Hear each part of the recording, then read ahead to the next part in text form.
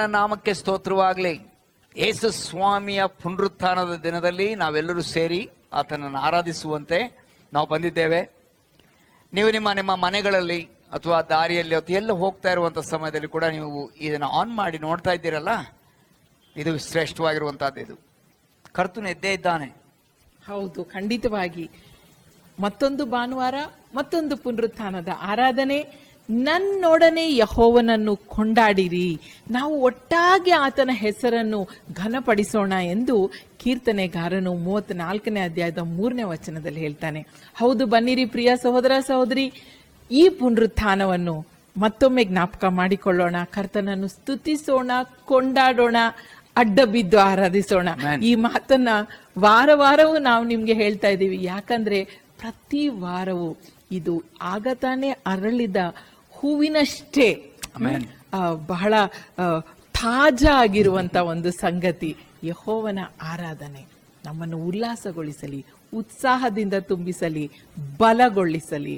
ನಮ್ಮ ಇಡೀ ವಾರವನ್ನು ಇದೇ ಸಂತೋಷದಿಂದ ನಾವು ಮುಂದೆ ಸಾಗ್ಲಿಕ್ಕೆ ಅದು ಸಹಾಯ ಮಾಡಲಿ. ಬನ್ನಿ ಆರಾಧನೆ ಮಾಡೋಣ, ಬನ್ನಿ.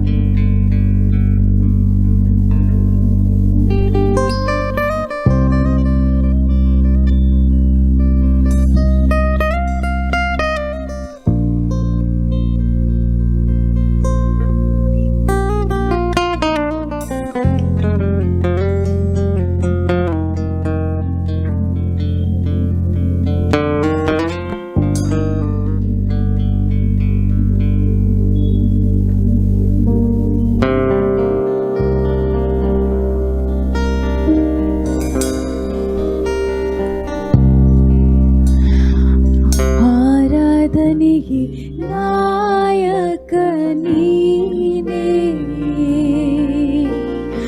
ಆರಾಧನೆಗೆ ಯೋಗ್ಯನು ನೀನೇ,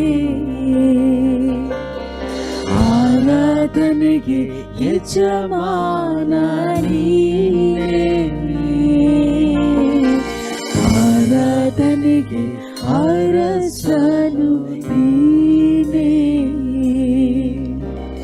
ಜೀವಿಸುವ ಕಾಲವೆಲ್ಲ ನಿನ್ನನ್ನೇ ಆರಾಧಿಸುವೆ, ಜೀವಿಸುವ ಕಾಲವೆಲ್ಲ ನಿನ್ನನ್ನೇ ಆರಾಧಿಸುವೆ.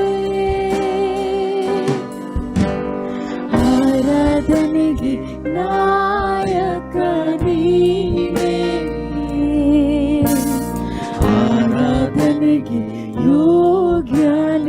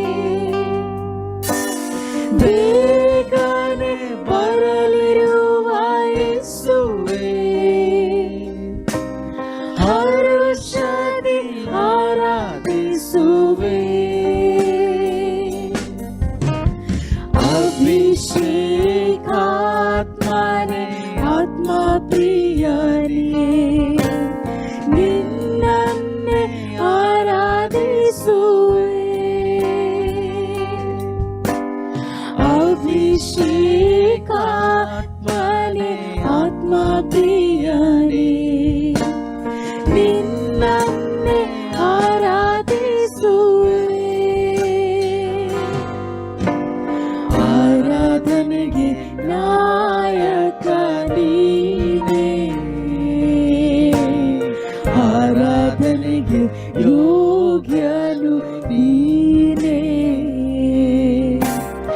ಆರಾಧನೆಗೆ ಯಜಮಾನ ನೀನೇ, ಆರಾಧನೆಗೆ ಅರಸನು ನೀನೇ.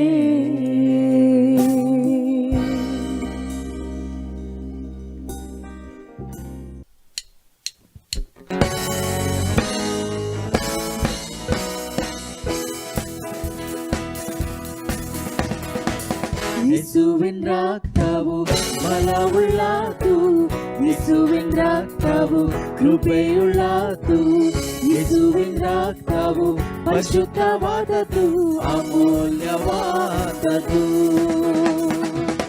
ಯೇಸುವಿನ ರಕ್ತವು ಬಲವುಳ್ಳದು, ಯೇಸುವಿನ ರಕ್ತವು ಕೃಪೆಯುಳ್ಳದು, ಯೇಸುವಿನ ರಕ್ತವು ಪರಿಶುದ್ಧವಾದದ್ದು, ಅಮೂಲ್ಯವಾದದ್ದು. ಯೇಸುವಿನ ರಕ್ತಕ್ಕೆ ಜಯ ಜಯ, ಯೇಸುವಿನ ರಕ್ತಕ್ಕೆ ಜಯ ಜಯ, ನಮ್ಮ ಯೇಸುವಿನ ರಕ್ತಕ್ಕೆ ಜಯ ಜಯ, ನಮ್ಮ ಯೇಸುವಿನ ರಕ್ತಕ್ಕೆ ಜಯ ಜಯ.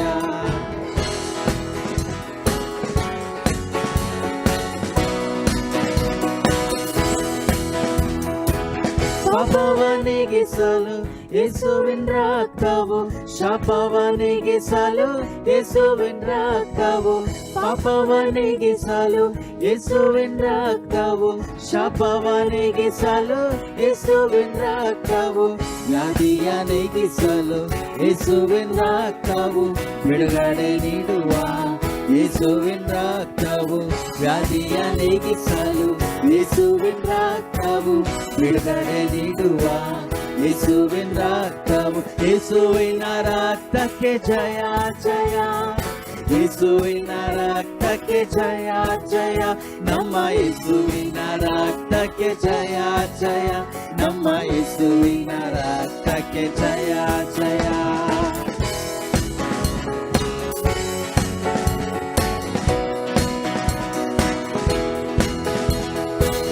ಪಾತಾಳ ಜಯಿಸಿದ ಯೇಸುವಿನ ರಕ್ತವು, ಕಾಪಾಡುವಂತಹ ಯೇಸುವಿನ ರಕ್ತವು, ಪಾತಾಳ ಜಯಿಸಿದ ಯೇಸುವಿನ ರಕ್ತವು, ಕಾಪಾಡುವಂತಹ ಯೇಸುವಿನ ರಕ್ತವು, ಫಲವನ್ನು ನೀಡುವ ಯೇಸುವಿನ ರಕ್ತವು, ಜೀವವ ನೀಡುವ ಯೇಸುವಿನ ರಕ್ತವು, ಫಲವನ್ನು ನೀಡುವ ಯೇಸುವಿನ ರಕ್ತವು, ಜೀವವ ನೀಡುವ ಯೇಸುವಿನ ರಕ್ತವು. ಯೇಸುವಿನ ರಕ್ತಕ್ಕೆ ಜಯ ಜಯ, ನಮ್ಮ ಯೇಸುವಿನ ರಕ್ತಕ್ಕೆ ಜಯ ಜಯ, ನಮ್ಮ ಯೇಸುವಿನ ರಕ್ತಕ್ಕೆ ಜಯ ಜಯ, ನಮ್ಮ ಯೇಸುವಿನ ರಕ್ತಕ್ಕೆ ಜಯ ಜಯ.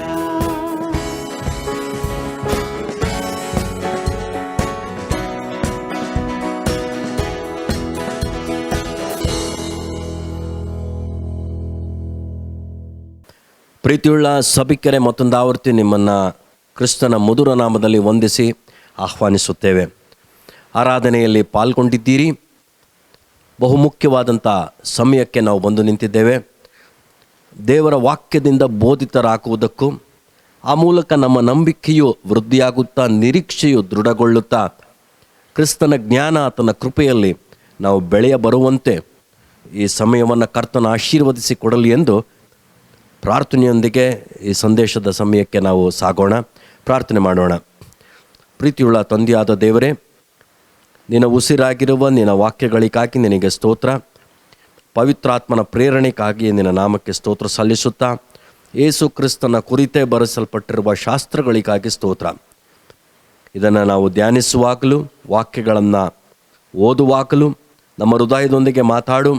ಜೀವ ಅದರ ಅಭಿವೃದ್ಧಿಯೊಂದಿಗೆ ಸಾಗಿಸು. ಯೇಸು ಕರ್ತನ ಹೆಸರಿನಲ್ಲಿ ಈ ಪ್ರಾರ್ಥನೆಯನ್ನು ದೀನತೆಯಿಂದ ಬೇಡಿ ಹೊಂದಿದ್ದೇನೆ ತಂದೆಯೇ, ಆಮೆನ್. ಈ ಆರಾಧನೆಯ ಸಮಯಕ್ಕಾಗಿ ಪುನರುತ್ಥಾನದ ವಿಶೇಷತೆಗಳನ್ನು ನಾವು ದೇವರ ವಾಕ್ಯದ ಆಧಾರದಿಂದ ಗಮನಿಸುತ್ತಾ ಸಾಗೋಣ. ಪುನರುತ್ಥಾನದ ವಿಶೇಷತೆಗಳನ್ನು ನಾವು ದೇವರ ವಾಕ್ಯದ ಆಧಾರದಿಂದ ನಾವು ಧ್ಯಾನ ಮಾಡ ಹೋಗೋಣ. ಕರ್ತನು ಎದ್ದಿದ್ದಾನೆ, ಆತನು ಎದ್ದೇ ಇದ್ದಾನೆ. ಆದಿ ಕ್ರೈಸ್ತ ಸಭೆಯ ಶುಭೋಚಿತ ಇದು. ಈ ರೀತಿಯಾಗಿ ಅವರನ್ನು ಒಬ್ಬರೊಬ್ಬರು ವಂದಿಸುವುದು ಸಾಮಾನ್ಯವಾಗಿತ್ತು ಎಂಬುದಾಗಿ ಚರಿತ್ರೆ ನಮಗೆ ತಿಳಿಸುತ್ತದೆ. ಹಾಗಾದರೆ ಕರ್ತನು ಎದ್ದಿದ್ದಾನೆ, ಪ್ರಿಯರೇ ಎದ್ದೇ ಇದ್ದಾನೆ. ಇದು ನಮ್ಮೆಲ್ಲರಲ್ಲಿಯೂ ಕೂಡ ನಿರೀಕ್ಷೆ ಮತ್ತು ಸಂತೋಷ, ಭರವಸೆಗಳಿಗೆ ಮೂಲ ಮತ್ತು ಆಧಾರವಾಗಬೇಕು.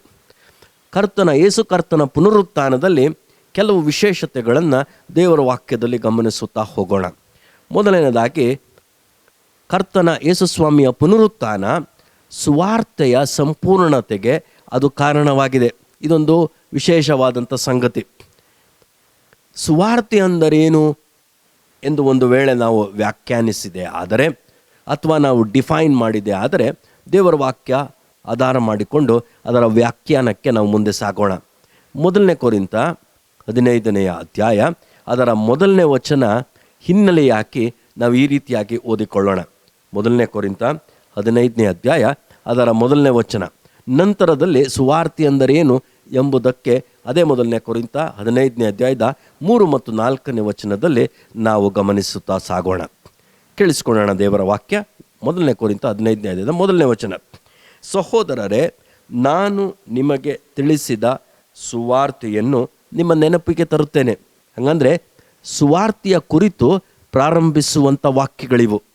3 ಮತ್ತು 4ನೇ ವಚನಕ್ಕೆ ಬಂದಾಗ ಪೌಲನು ಸುವಾರ್ತೆ ಎಂದರೇನು ಎಂಬುದಾಗಿ ಸ್ಪಷ್ಟವಾಗಿ ತಿಳಿ ಹೇಳುತ್ತಿದ್ದಾನೆ. 3ನೇ ವಚನ ನೋಡೋಣ. ನಾನು ನಿಮಗೆ ತಿಳಿಸಿದ ಮೊದಲನೆಯ ಸಂಗತಿಗಳೊಳಗೆ ಒಂದು ಸಂಗತಿಯನ್ನು ನಿಮಗೆ ತಿಳಿಸಿಕೊಟ್ಟೆನು, ಅದು ನಾನು ಸಹ ಕಲಿತುಕೊಂಡದೆ.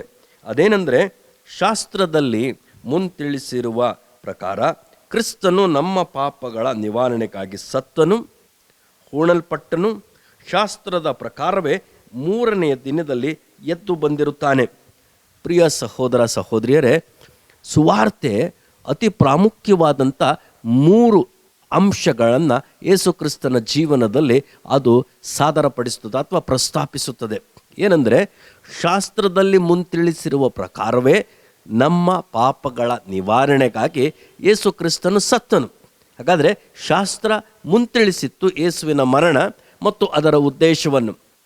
2ನೇದಾಗಿ, ಶಾಸ್ತ್ರದ ಮಾತಿನಂತೆಯೇ ಯೇಸು ಕ್ರಿಸ್ತನು ಹೂಣಲ್ಪಟ್ಟನು. 3ನೇದಾಗಿ, ಆ ಶಾಸ್ತ್ರದ ಪ್ರಕಾರವೇ 3ನೇ ದಿನದಲ್ಲಿ ಎದ್ದು ಬಂದಿದ್ದಾನೆ. ಹಾಗಾದರೆ ಆತನ ಪುನರುತ್ಥಾನ ಸುವಾರ್ತೆಯ ಸಂಪೂರ್ಣತೆಗೆ ಮಹತ್ತರವಾದಂಥ ಒಂದು ಸಂಗತಿಯಾಗಿದೆ. ಆತನ ಪುನರುತ್ಥಾನ ಸುವಾರ್ತೆಯ ಸಂಪೂರ್ಣತೆಗೆ ಮಹತ್ತರವಾದಂಥ ಒಂದು ಸಂಗತಿಯಾಗಿದೆ. ಹೌದಲ್ಲವೇ?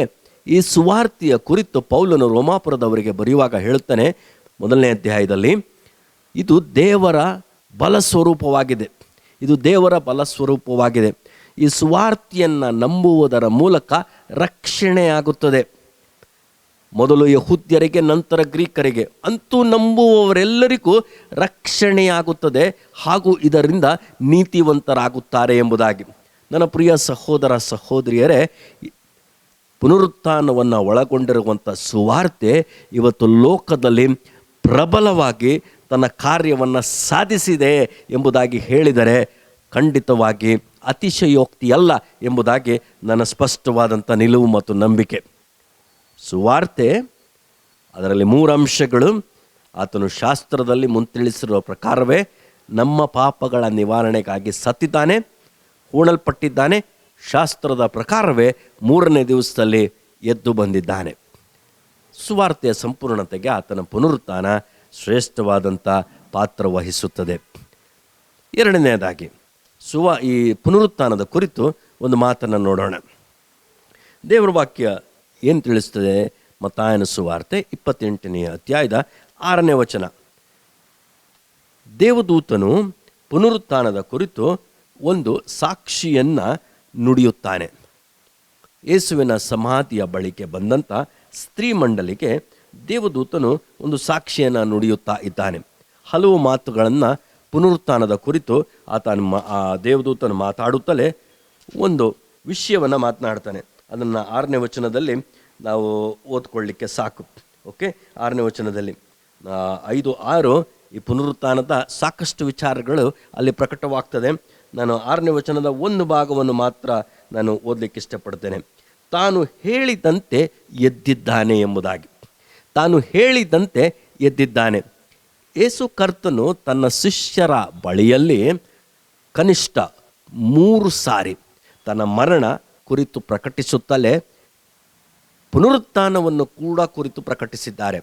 ಮರಣದ ವಾರ್ತೆಯನ್ನು ಹೇಳುತ್ತಲೇ ಪುನರುತ್ಥಾನದ ಕುರಿತಾಗಿ ಕೂಡ ಉಲ್ಲೇಖಿಸುತ್ತಾ ಮುಂದೆ ಸಾಗುತ್ತಾರೆ. ಹಾಗಾದರೆ ಈ ಯೇಸು ಸ್ವಾಮಿ ತಾನು ಶಿಲುಬೆಯ ಮರಣ ಹೊಂದುವುದಕ್ಕಿಂತ ಮುಂಚಿತವಾಗಿಯೇ ತಾನು ಶಿಲುಬೆಯಲ್ಲಿ ಸಾಯುತ್ತೇನೆಂದು ಗೊತ್ತಿರುವಂಥ ವಿಚಾರವಾಗಿತ್ತು. ಮಾತ್ರವಲ್ಲದೆ ನಿರಾಕಾರವಾಗಿ ಎಲ್ಲರಿಂದ ತಿರಸ್ಕರಿಸಲ್ಪಟ್ಟು ಆತನು ಸಾಯುತ್ತಾನೆಂಬುದಾಗಿ ತನ್ನ ಶಿಷ್ಯರಿಗೆ ತಿಳಿಸುತ್ತಾ ಬರುತ್ತಾ ಅದರೊಂದಿಗೆ ತಾನು 3ನೇ ದಿನದಲ್ಲಿ ಎದ್ದು ಬರುತ್ತೇನೆಂದು ತಿಳಿಸಿದ್ದಾನೆ. ಹಾಗಾದರೆ ಈ ವಾರ್ತೆಯನ್ನು ಪರಲೋಕದ ದೇವದೂತರು ಕೂಡ ಕೇಳಿಸಿಕೊಂಡಿರುತ್ತಾರೆ. ಆ ಪುನರುತ್ಥಾನ ದಿನದಂದು ಉರುಳಿದ ಕಲ್ಲಿನ ಮೇಲೆ ದೇವದೂತನು ಕೂತುಕೊಂಡು ಸಮಾಧಿಯ ಬಳಿಗೆ ಬಂದಂಥ ಸ್ತ್ರೀ ಮಂಡಲಿಗೆ ನುಡಿಯುವ ಸಾಕ್ಷಿಗಳಲ್ಲಿ ಒಂದು ಸಾಕ್ಷಿ ಏನೆಂದರೆ, ತಾನು ಹೇಳಿದಂತೆಯೇ ಆತನು ಎದ್ದಿದ್ದಾನೆ. ಹಾಗಾದರೆ ಈ ಪುನರುತ್ಥಾನದಲ್ಲಿ ವಿಶೇಷವಾದಂಥ ಒಂದು ಸತ್ಯಾಂಶವನ್ನು ನಾವು ಗಮನಿಸಬೇಕು. ಇಲ್ಲಿ ಯೇಸು ಕ್ರಿಸ್ತನ ನಂಬಿಗಸ್ತಿಕೆಯನ್ನು, ಆತನ ನಂಬಿಕೆಯನ್ನು ನಾವು ಕಾಣಬಹುದಿಲ್ಲಿ. ಆತನ ನಂಬಿಕೆ, his faithfulness in his words, ಮತ್ತು ಆತನ ನಂಬಿಕೆಯನ್ನು ಕೂಡ ಇಲ್ಲಿ ಪ್ರಕಟವಾಗುವಂಥ ಒಂದು ಸತ್ಯಾಂಶ. ನನ್ನ ಪ್ರಿಯ ಸಹೋದರ ಸಹೋದರಿಯರೇ, ಇದು ಇಡೀ ಭೂಮಂಡಲದಲ್ಲಿ ಚರಿತ್ರೆಗೆ ಅರ್ಹವಾಗಿರುವಂಥ ಸತ್ಯಾಂಶ. ಹಿಂದೆಯೂ ಇಂಥ ಒಂದು ಘಟನೆ ಇಲ್ಲ, ಮುಂದೆ ಕ್ರಿಸ್ತನ ವಿಶ್ವಾಸಿಗಳಾಗಿರುವವರಿಗೆ ಇಂಥ ಒಂದು ಘಟನೆ ಎಂಬುದಾಗಿ ಯೇಸು ಕ್ರಿಸ್ತನು ನಮ್ಮ ಮುಂದೆ ವಾಗ್ದಾನವಾಗಿಟ್ಟಿರುತ್ತಾನೆ. ಆದರೆ ಮೊದಲು ತಾನು ಪ್ರಥಮ ಫಲವಾಗಿ ಎದ್ದು ಬಂದಿದ್ದಾನೆ. ಹೇಗೆ ಎದ್ದು ಬಂದಿದ್ದಾನೆ? ಏನೋ ಆಕಸ್ಮಿಕವಾಗಿ ಅಲ್ಲ, ತಾನು ಹೇಳಿದಂತೆಯೇ ಆತನು ಎದ್ದು ಬಂದಿದ್ದಾನೆ. ಇಲ್ಲಿ ಆತನ ನಂಬಿಗಸ್ತಿಕೆ ಪ್ರಕಟವಾಗುತ್ತದೆ. ಸಾಯೋದಕ್ಕಿಂತ ಮುಂಚೆ ತಾನು ಎದ್ದು ಬರ್ತೇನೆ ಅಂತ ಹೇಳ್ತಾನೆ, ತಾನು ಎದ್ದು ಬರ್ತೇನೆ ಅಂತ ಹೇಳ್ತಾನೆ. ಇದು ಯೇಸು ಸ್ವಾಮಿಯಲ್ಲಿರುವಂಥ ವಿಶೇಷವಾದಂಥ ವಿಶೇಷತೆ ಮತ್ತು ಪುನರುತ್ಥಾನದ ವಿಶೇಷತೆ. ಪುನರುತ್ಥಾನದಲ್ಲಿ ಆತನ ನಂಬಿಗಸ್ತಿಕೆಯು ಪ್ರಕಟವಾಗಿರುವಂಥದ್ದೇ. ಹಾಗಾದರೆ ತಾನು ಹೇಳಿದ ಅನೇಕ ವಿಚಾರಗಳಿದೆ, ಸಂಭವಿಸಬೇಕಾಗಿರುವಂಥ ಅನೇಕ ವಿಚಾರಗಳಿದೆ. ಒಂದೆರಡನ್ನು ಗಮನಿಸೋಣ. ಆತನು ಮತ್ತೆ ಬರುತ್ತಾನೆ, ಆತನು ಮತ್ತೆ ಬರುತ್ತಾನೆ, ಮೇಘಗಳ ಮೇಲೆ ಬರುತ್ತಾನೆ. ಈ ವಿಚಾರವು ಕೂಡ ನಡೆಯುತ್ತೆ. ಈ ಮಾತು ಕೂಡ ತಾನು ಹೇಳಿದಂತೆಯೇ ನಡೆಸುವವನಾಗಿದ್ದಾನೆ. ಇದು ನಮ್ಮೆಲ್ಲರ ನಂಬಿಕೆಗೂ ಭರವಸೆಗೂ ಆಧಾರವಾಗಿದೆ. ಪುನರುತ್ಥಾನವೇ ನೆರವೇರಿದೆ, ಆತನ ಬರೋಣವು ಹೇಗೆಂಬುದು ಕೂಡ ಆತನು ತಿಳಿಸುತ್ತಾ ಹೋಗುವಾಗ ನಮ್ಮೆಲ್ಲರ ನಿರೀಕ್ಷೆಗೆ ಅದು ಆಧಾರವಾಗಿದೆ. ಮಾತ್ರವಲ್ಲದೆ ಆತನು ಪ್ರಧಾನ ದೂತನ ಶಬ್ದದೊಡನೆಯೂ ತುತ್ತೂರಿಯ ಶಬ್ದದೊಡನೆಯೂ ಆತನು ಬರುವಾಗ ಕ್ರಿಸ್ತನಲ್ಲಿ ನಿದ್ರೆ ಹೋದವರು ಮೊದಲು ಎದ್ದು ಬರುತ್ತಾರೆ ಎಂಬುದಾಗಿ 1 ಥೆಸಲೋನಿಕ 4ನೇ ಅಧ್ಯಾಯದಲ್ಲಿ ಹೇಳಿರುವಂಥ ಮಾತಿನಂತೆಯೇ ಕ್ರಿಸ್ತನಲ್ಲಿ ನಿದ್ರೆ ಹೋದವರು, ಮರಣ ಹೊಂದಿರುವವರು ಎದ್ದು ಬರುತ್ತಾರೆ. ಹಾಗಾದರೆ ಆತನ ಭಕ್ತಾದಿಗಳಿಗೆ, ಕ್ರಿಸ್ತನ ಭಕ್ತಾದಿಗಳಿಗೂ ಕೂಡ ಪುನರುತ್ಥಾನವು ವಿಶೇಷವಾದಂಥ ಸತ್ಯ, ನೆರವೇರುವಂಥ ಸತ್ಯ. ಆತನು ಹೇಳಿದಂತೆ ಎದ್ದಿದ್ದಾನೆ, ಆತನು ಹೇಳಿದಂತೆ ನೆರವೇರುವಂಥ, ನಾನು ಇವೆರಡು ವಿಷಯಗಳನ್ನಷ್ಟೇ ಹೇಳಿದ್ದೇನೆ. ಆತನು ಬರುತ್ತಾನೆ, ಬರುವಾಗ ಏನು ಸಂಭವಿಸುತ್ತದೆ? ಬದುಕುಳಿದವರು ಕ್ಷಣ ಮಾತ್ರದಲ್ಲಿ ರೆಪ್ಪೆ ಬಡಿಯುವಷ್ಟರಲ್ಲಿ ರೂಪಾಂತರಗೊಳ್ಳುತ್ತಾರೆ. ಟ್ರಾನ್ಸ್ಫರ್ಮೇಷನ್, ರೂಪಾಂತರಗೊಳ್ಳುತ್ತಾ ಪಕ್ಕನೆ ಮಧ್ಯಾಕಾಶಕ್ಕೆ ಒಯ್ಯಲ್ಪಡುತ್ತಾರೆ. ಇದು ಕೂಡ ತಾನು ಹೇಳಿದಂತೆಯೇ ನೆರವೇರುತ್ತದೆ. ನಾವೆಲ್ಲರೂ ಹೇಗಿರುತ್ತೇವೆ? 1 ಯೋಹಾನ 3:3 ಹೇಳುವಾಗ ಆತನಂತೆ, ಕ್ರಿಸ್ತನಂತೆಯೇ ನಮ್ಮ ಪುನರುತ್ಥಾನದಲ್ಲಿ ಇರುತ್ತೇವೆ ಎಂಬುದಾಗಿ ಮತ್ತೆ ಆತನು ಹೇಳಿದ್ದಾನೆ. ದೇವರ ವಾಕ್ಯ ಪ್ರಕಟಿಸುವಂಥದ್ದು. ಹಾಗಾದರೆ ಸಾಕಷ್ಟು ವಾಗ್ದಾನಗಳು ಇನ್ನೂ ನೆರವೇರಬೇಕಾಗಿದೆ. ತನ್ನ ಪುನರುತ್ಥಾನದಲ್ಲಿ ತನ್ನ ನಂಬಿಗಸ್ತಿಕೆಯನ್ನು ಪ್ರಕಟಿಸಿರುವಂಥ ಈ ಯೇಸು ತನ್ನ 2ನೆಯ ಬರೋಣದಲ್ಲಿಯೂ ಕೂಡ ಅನೇಕ ವಾಗ್ದಾನಗಳು ನೆರವೇರುತ್ತದೆ. ಇದು ನಮ್ಮ ನಂಬಿಕೆಗೆ ಆಧಾರ, ಭರವಸೆಗೆ ಮೂಲ. ನಮ್ಮ ನಿರೀಕ್ಷೆಯು ಇನ್ನಷ್ಟು ದೃಢವಾಗಬೇಕಾಗುತ್ತದೆ. ನನ್ನ ಪ್ರಿಯ ಸಹೋದರ ಸಹೋದರಿಯರೇ, ಈ ಪುನರುತ್ಥಾನದಲ್ಲಿರುವ ಇದು ಎರಡನೆಯ ವಿಶೇಷತೆ. ಮೊದಲನೇದು ಸುವಾರ್ತೆಯ ಸಂಪೂರ್ಣತೆಯನ್ನು ನೋಡಿದ್ವಿ, ಆತನ ನಂಬಿಗಸ್ತಿಕೆಯನ್ನು ನೋಡಿದ್ವಿ. ಈ ಸುವಾರ್ತೆ ಯೇಸುಸ್ವಾಮಿ ತಾನು ಮುಂತಿಳಿಸುತ್ತಿರುವಾಗ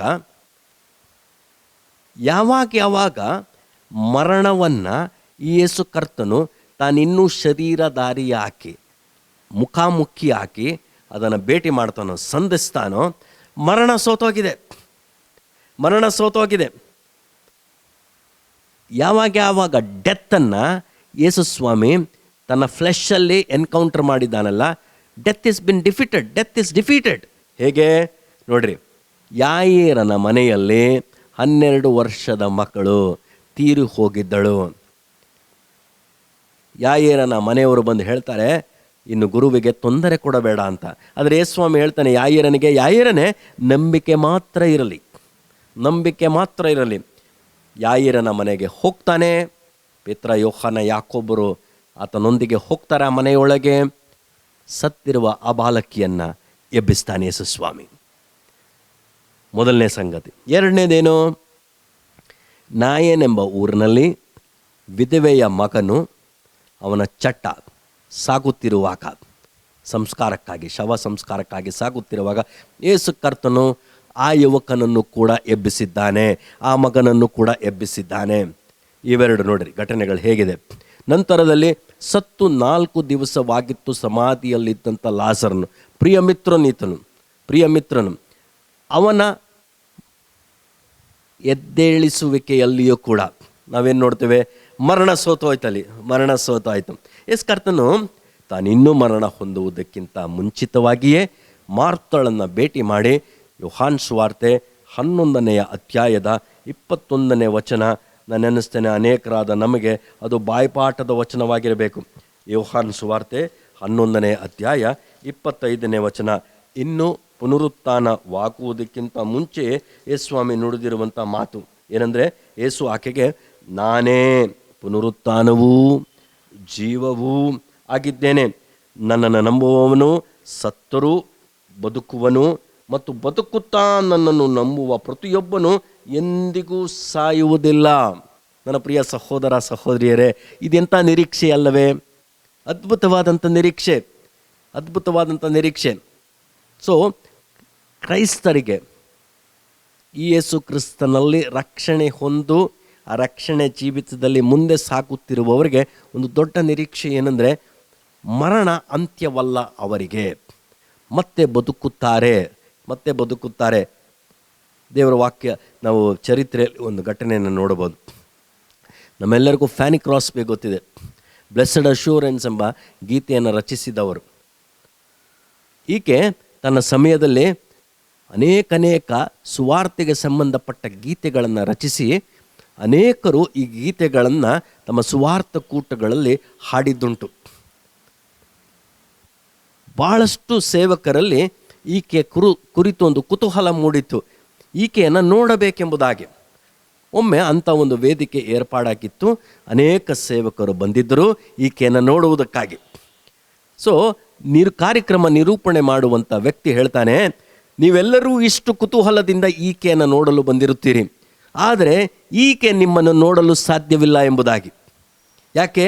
ಸಣ್ಣ ವಯಸ್ಸಿನಲ್ಲಿ, ಅಂದರೆ 6ನೆಯ ವಯಸ್ಸಿನಲ್ಲಿ ಆಕೆಗೆ ಚಿಕಿತ್ಸೆ ಸಮಸ್ಯೆಯಿಂದಾಗಿ ಆಕೆ ದೃಷ್ಟಿ ಕಳ್ಕೊಂಡಿರ್ತಾಳೆ. ಆದರೆ ಆಕೆ ಜೀವನದಲ್ಲಿ ಅದು ಕಂಪ್ಲೇಂಟೇ ಆಗಲಿಲ್ಲ, ಮರ್ಮರ್ಗೆ ಕಾರಣವೇ ಆಗಲಿಲ್ಲ. ಬದಲಾಗಿ ಫ್ಯಾನಿ ಕ್ರಾಸ್ಬಿ ಅದಕ್ಕಾಗಿ ದೇವರಿಗೆ ಸ್ತೋತ್ರ ಸಲ್ಲಿಸ್ತಾಳೆ ಮತ್ತು ಸಾಕಷ್ಟು ಸುವಾರ್ತೆ ನಿರೀಕ್ಷೆಯ ಗೀತೆಗಳನ್ನು ರಚಿಸಿದ್ದಾಳೆ. ಸೊ ಅದಕ್ಕೆ ಆ ನಿರೂಪಣೆ ಮಾಡುತ್ತಿರುವಂಥ ವ್ಯಕ್ತಿಗೆ ಫ್ಯಾನಿ ಕ್ರಾಸ್ಬಿ ನಿಲ್ಲಿಸಿ ಹೇಳ್ತಾರೆ, ಹಾಗೆ ಹೇಳಬೇಡಪ್ಪ, ನಾನು ಇಲ್ಲಿ ಕಣ್ಣು ಮುಚ್ಚಿದರೆ ನಾನು ಪರಲೋಕದಲ್ಲಿ ಮೊದಲನೇ ಮುಖ ನೋಡುವುದೇ ನನ್ನ ಯೇಸುವಿನ ಮುಖವನ್ನು ನಾನು ಮೊದಲನೇದು ನೋಡುವಂಥದ್ದು. ನನ್ನ ಪ್ರಿಯ ಸಹೋದರ ಸಹೋದರಿಯರೇ, ಇದು ನಿರೀಕ್ಷೆ ಅಲ್ಲವೇ? ಯೋಹಾನ್ ಸುವಾರ್ತೆ 11ನೇ ಅಧ್ಯಾಯದ 25ನೇ ವಚನ ನೆರವೇರುವಂಥ ವಿಧಾನವಲ್ಲವೇ? ನಾನೇ ಪುನರುತ್ಥಾನವೂ ಜೀವವೂ ಆಗಿದ್ದೇನೆ. ನನ್ನನ್ನು ನಂಬುವವನು ಸತ್ತರೂ ಬದುಕುವನು, ಬದುಕುತ್ತಾ ನನ್ನನ್ನು ನಂಬುವವನು ಎಂದಿಗೂ ಸಾಯುವುದಿಲ್ಲ. ಕ್ರೈಸ್ತರಾದ ನಮಗೆ ಒಂದು ಶ್ರೇಷ್ಠ ನಿರೀಕ್ಷೆ. ಹೌದಲ್ಲವೇ? ಹೌದು, ಇದೊಂದು ಶ್ರೇಷ್ಠ ನಿರೀಕ್ಷೆ ಆಗಿದೆ. ಆತನ ಪುನರುತ್ಥಾನ ನಮ್ಮ ನಂಬಿಕೆಗೆ ಆಧಾರವಾಗಿದೆ. ಯಾಕಂದರೆ 1 ಕೊರಿಂಥ 15ನೇ ಅಧ್ಯಾಯದಲ್ಲಿ ಈ ಮಾತು 17ನೇ ವಚನದಲ್ಲಿ ಉಲ್ಲೇಖಿತವಾಗಿದೆ. 1 ಕೊರಿಂಥ 15ನೇ ಅಧ್ಯಾಯ ಅದರ 17ನೇ ವಚನದಲ್ಲಿ ಈ ಮಾತನ್ನು ನಾವು ನೋಡಲಿಕ್ಕೆ ಸಾಕು. ದೇವರ ವಾಕ್ಯವನ್ನು ಓದಿಕೊಳ್ಳೋಣ. 17ನೇ ವಚನ ದೇವರ ವಾಕ್ಯ ಹೀಗೆ ಹೇಳ್ತದೆ: ಕ್ರಿಸ್ತನು ಎದ್ದು ಬಂದಿಲ್ಲವಾದರೆ ನಿಮ್ಮ ನಂಬಿಕೆಯು ನಿಷ್ಪ್ರಯೋಜನವಾಗಿದೆ. ಇದನ್ನು ಸಕಾರವಾಗಿ ನಾವು ಪರಿವರ್ತಿಸೋಣ. ಆತನು ಎದ್ದು ಬಂದಿದ್ದಾನೆ, ಆ ಕಾರಣದಿಂದ ನಮ್ಮ ನಂಬಿಕೆಯು ಪ್ರಯೋಜನವಾಗಿದೆ, ನಮ್ಮ ನಂಬಿಕೆಯು ಲಾಭದಾಯಕವಾಗಿದೆ, ನಮ್ಮ ನಂಬಿಕೆಯು ವ್ಯರ್ಥವಾದದ್ದಲ್ಲ, ಉಪಯುಕ್ತವಾದದ್ದಾಗಿದೆ. ಆತನು ಎದ್ದು ಬಂದಿದ್ದಾನೆ, ಹಾಗಾದರೆ ನಮ್ಮ ನಂಬಿಕೆಗೆ ಆಧಾರ, ಪ್ರಯೋಜನ, ಉಪಯುಕ್ತ ಆತನು ಎದ್ದು ಬಂದಿರುವ ಕಾರಣ. ಆ ನಂತರದ ಹೇಳಿಕೆಯನ್ನು ಕೂಡ ನಾವು ಗಮನಿಸಬೇಕು. ಆತನ ಪುನರುತ್ಥಾನ ಇನ್ನೇನನ್ನು ಸಾಧಿಸಿದೆ, ವಿಶೇಷತೆ ಏನೆಂಬುದಾಗಿ. ಮತ್ತು ದೇವರ ವಾಕ್ಯ ಹೇಳ್ತದೆ, ನೀವು ಇನ್ನೂ ನಿಮ್ಮ ಪಾಪಗಳಲ್ಲಿಯೇ ಇದ್ದೀರಿ. ಆತನು ಎದ್ದು ಬರಲಿಲ್ಲವಾದರೆ ನಾವಿನ್ನೂ ನಮ್ಮ ಪಾಪಗಳಲ್ಲಿಯೇ ಇದ್ದೇವೆ. ಹಾಗಾದರೆ ಆತನು ಎದ್ದು ಬಂದದರಿಂದ ನಮ್ಮ ಪಾಪ ಪರಿಹಾರವು ನಿಶ್ಚಯವೆಂಬುದಾಗಿ ಮತ್ತೆ ದೇವರ ವಾಕ್ಯ ಸಾರುತ್ತಿದೆ. ನಮ್ಮ ಪಾಪ ಪರಿಹಾರ, ನಾವು ಯಥಾರ್ಥವಾಗಿ ನಾವು ಮಾಡಿರುವ ಪಾಪಗಳನ್ನು ಒಪ್ಪಿ ಅರಿಕೆ ಮಾಡಿದಾಗ ಕ್ರಿಸ್ತನ ರಕ್ತದಲ್ಲಿ ಅದು ತೊಳೆಯಲ್ಪಟ್ಟು ಶುದ್ಧೀಕರಿಸಲ್ಪಟ್ಟು ನಾವು ನೀತಿವಂತರಾಗಿ ಆತನ ಎದುರಿನಲ್ಲಿ ನಿಲ್ಲುತ್ತೇವೆ. ನಮ್ಮ ಪಾಪದ ಪರಿಹಾರವು ನಿಶ್ಚಿತತೆಯೇ. ಯಾಕಂದರೆ ಆತನು ಎದ್ದು ಬಂದಿದ್ದಾನೆ. ಆತನ ಯಜ್ಞ, ಆತನ ಪ್ರಾಯಶ್ಚಿತ್ತ, ದೋಷ ಪರಿಹಾರಕ ಯಜ್ಞ, ಸಮಾಧಾನದ ಯಜ್ಞ, ದೇವರಿಗೆ ಮೆಚ್ಚುಗೆ, ತಂದೆಯಾದ ದೇವರಿಗೆ ಮೆಚ್ಚುಗೆಯಾದದ್ದರಿಂದ ತನ್ನ ಮಗನನ್ನು ಸಮಾಧಿಯಿಂದ ಎಬ್ಬಿಸಿದ್ದಾನೆ. ಪಾಪ ಪರಿಹಾರದ ನಿಶ್ಚಿತತೆಯನ್ನು ನಮ್ಮೆಲ್ಲರಿಗೂ ದಯಪಾಲಿಸಿದ್ದಾನೆ. ಇದು ಪುನರುತ್ಥಾನದಲ್ಲಿರುವ ವಿಶೇಷತೆ, ಸತ್ಯ. ಇದು ಪುನರುತ್ಥಾನದಲ್ಲಿರುವಂಥ ಸತ್ಯ. ಅನುಮಾನಿಸುವುದು ಬೇಡ. ಅಯ್ಯೋ, ನನ್ನ ಪಾಪ ಪರಿಹಾರವಾಯಿತೋ ಇಲ್ಲವೋ? ಅವಶ್ಯವಿಲ್ಲ. ಪಾಪ ಪರಿಹಾರವಾಗಿದೆ. ಈ ನಿಶ್ಚಿತತೆ ನಮ್ಮೆಲ್ಲರಿಗೂ ಅವಶ್ಯ. ಯಾಕಂದರೆ ಆತನು ಎದ್ದು ಬಂದಿದ್ದಾನೆ. ಇದಲ್ಲವೇ ನಮ್ಮೆಲ್ಲರಿಗೂ ಇರುವ ನಿರೀಕ್ಷೆ ಪುನರುತ್ಥಾನದಲ್ಲಿ. ಈ ಪುನರುತ್ಥಾನದಲ್ಲಿ ನಾವು ಇನ್ನೊಂದು ವಿಷಯವನ್ನು ನೋಡಲಿಕ್ಕೆ ಸಾಕು.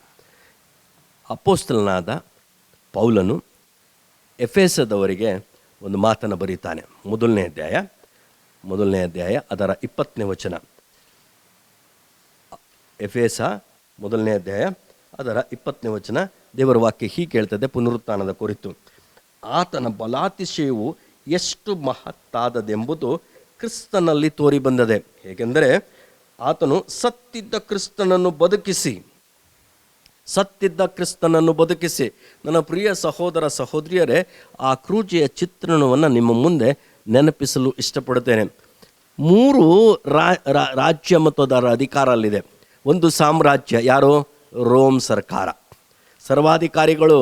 ಅವರು ಸಾಮ್ರಾಜ್ಯ ಇದೆ ಅವ್ರದ್ದು. ದೇ ಆರ್ ಎಂಪರರ್ಸ್ ಅವರು. ಅವರ ಮಾತು ತೆಗೆದುಹಾಕುವುದಕ್ಕೆ ಬರುವುದಿಲ್ಲ. ದೇಶದ್ರೋಹದ ಅಪರಾಧವನ್ನು ಆತನು ಹೊತ್ತು ರೋಮ್ ಸರ್ಕಾರದ ಅಡಿಯಲ್ಲಿ ಆ ಶಿಲುಬೆ ಮರಣಕ್ಕೆ ತುತ್ತಾಗಿದ್ದಾನೆ. ಯಹೂದ್ಯರು ದೇವದೂಷಣೆ ಎಂಬುದಾಗಿ ಆರೋಪವನ್ನು ಸಲ್ಲಿಸಿ ಮತ್ತೆ ಈ ಒಂದು ವ್ಯವಸ್ಥೆ ಅಥವಾ ಕ್ರೂಜೆಯ ಮರಣಕ್ಕೆ ಕಾರಣವಾಗುತ್ತದೆ. ಒಂದು ರೋಮ್ ಸರ್ಕಾರ ಇದೆ, ಇನ್ನೊಂದು ಧಾರ್ಮಿಕರ ಸರ್ಕಾರ ಇದೆ, ಅವರ ಒಂದು ರಾಜ್ಯವಿದೆ. ಮೂರನೇದೇನು? ಕಣ್ಣಿಗೆ ಕಾಣದೇ ಇರುವ ಅಗೋಚರ ಶಕ್ತಿ, ಸೈತಾನನ ಸಾಮ್ರಾಜ್ಯವಿದೆ. ಇವೆಲ್ಲವುಗಳ ಮಧ್ಯದಲ್ಲಿ ಆತನು ಸತ್ತಿದ ಮೇಲೆ ಅರಿಮತಾಯನಾದ ಯೋಸೇಫನು, ನಿಕೋದೇಮನು ಶವ ಸಂಸ್ಕಾರ ಮಾಡ್ತಾರೆ ಯಹೂದ್ಯರ ಪದ್ಧತಿಗನುಸಾರವಾಗಿ. ಆಗ ಈ ಯಹೂದ್ಯರ ಮಹಾಯಾಜಕರು ಪಿಲಾತನ ಬಳಿಗೆ ಹೋಗ್ತಾರೆ. ಮತ್ತು ఆయన ಸುವಾರ್ತೆ ನಾವು ನೋಡ್ತೀವಿ 27ನೇ ಅಧ್ಯಾಯದಲ್ಲಿ. ಪಿಲಾತನ ಬಳಿಗೆ ಹೋಗ್ತಾರೆ. ಪಿಲಾತನ ಬಳಿಗೆ ಹೋಗಿ, ದೊರೆಯೇ, ಆ ಮೋಸಗಾರನು ಅಂತ ಕರೆಯುತ್ತಾ ತಾನು ಬದುಕಿರುವಾಗ ಒಂದು ಮಾತನ್ನು ಹೇಳಿದ್ದಾನೆ. ಆ ವಾಕ್ಯ ಓದೋಣವೇ?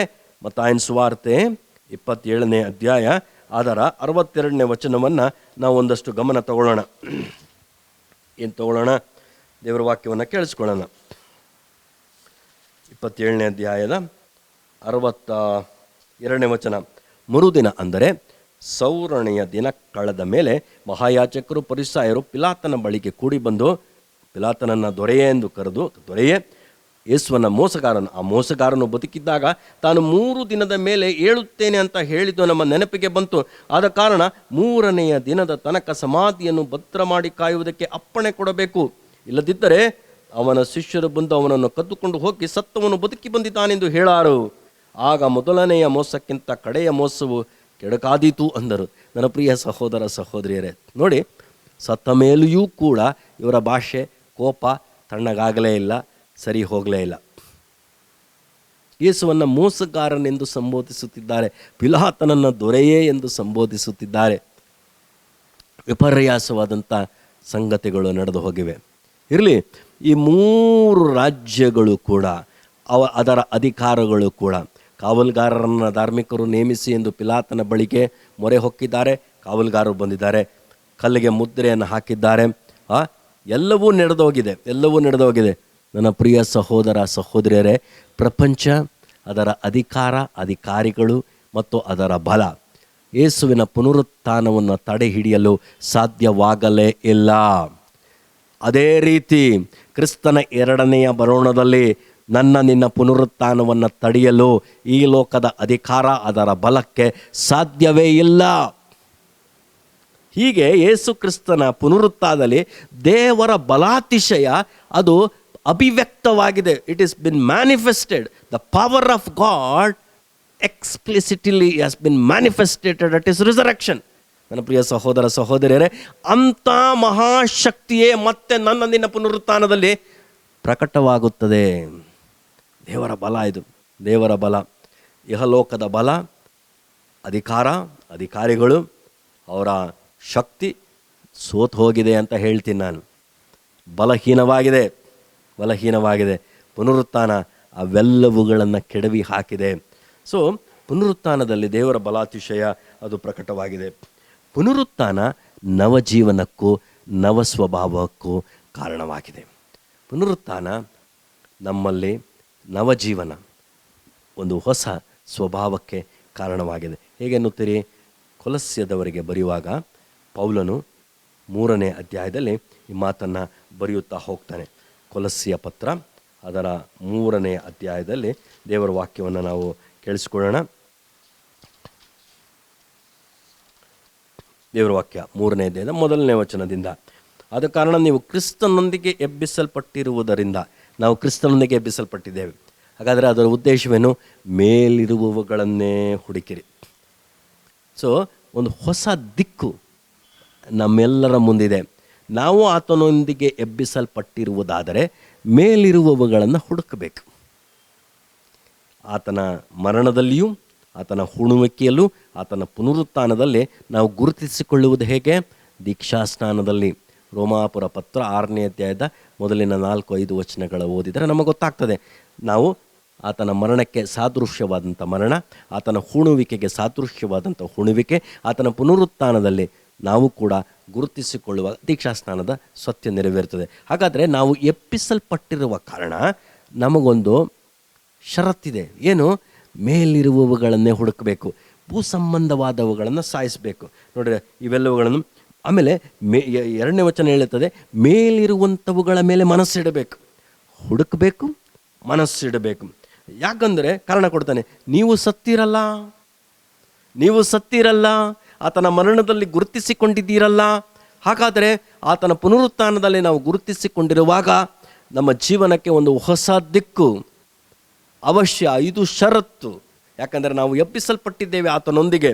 ಅದಕ್ಕೆ ದೇವರ ವಾಕ್ಯ ಹೇಳ್ತದೆ, ಆದುದರಿಂದ ನಿಮ್ಮಲ್ಲಿರುವ ಭೂ ಸಂಬಂಧವಾದ ಭಾವಗಳನ್ನು ಸಾಯಿಸಿರಿ. ಯಾರು ಸಾಯಿಸಬೇಕು? ನಾನು ಸಾಯಿಸಬೇಕು. ಏನು ಸಾಯಿಸುವುದಂದರೆ? ಕಟ್ ಆಫ್, ತೆಗೆದಿಡಬೇಕು, ಅದನ್ನು ವಿಸರ್ಜಿಸಬೇಕು, ಬೇರ್ಪಡಿಸಬೇಕು, ನನ್ನ ಸ್ವಭಾವದಿಂದ ಕಿತ್ತು ಹಾಕಬೇಕು. ಇದು ಸಾಯಿಸುವಂಥ ವಿಚಾರ. ಭೂ ಸಂಬಂಧವಾದ ಭಾವಗಳನ್ನು ಸಾಯಿಸಬೇಕು. ಏನೆಲ್ಲ ಭೂ ಸಂಬಂಧವಾದ ಭಾವಗಳು? ಜಾರತ್ವ. ನನ್ನ ಪ್ರಿಯ ಸಹೋದರ ಸಹೋದರಿಯರೇ, ದೇವರ ವಾಕ್ಯ ಹೇಳ್ತದೆ, ಜಾರತ್ವ, ಅಧರ್ಮ, ಅನೈತಿಕ ಎಲ್ಲ ಸಂಬಂಧಗಳು ಸಾಯಿಸಬೇಕು. ಅಧರ್ಮ, ಅನೈತಿಕ ಎಲ್ಲ ಸಂಬಂಧಗಳನ್ನು ಸಾಯಿಸಬೇಕು. ಇದು ಭೂ ಸಂಬಂಧವಾದದ್ದು. ನಾವು ಕ್ರಿಸ್ತನು ಪುನರುತ್ಥಾನದಲ್ಲಿ ನಂಬಿಕೆ ಇಟ್ಟು ಆ ಪುನರುತ್ಥಾನದಲ್ಲಿ ಗುರುತಿಸಿಕೊಂಡಿರುವುದಾದರೆ ಮೇಲಿರುವವುಗಳನ್ನು ಹುಡುಕಿ ಅವುಗಳ ಮೇಲೆ ಮನಸ್ಸಿಡುತ್ತಾ ಮಾಡಲೇಬೇಕಾದಂಥ ಕಾರ್ಯವೇನು? ಜಾರತ್ವ. ಇದನ್ನು ಸಾಯಿಸಬೇಕು.